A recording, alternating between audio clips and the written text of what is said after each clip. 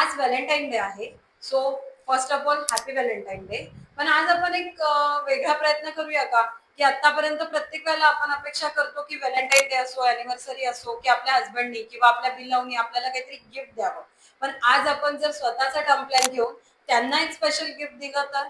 कारण आतापर्यंत आपण बघत आलोय की फॅमिलीमध्ये हसबंड वाईफ मिळून एकत्र अगदी डिसिजन्स घेतात किंवा मग ते होम लोन्स असू देत किंवा मग मेडिक्लेम्स असू देत किंवा घरातले छोटे मोठे खर्च असू देत.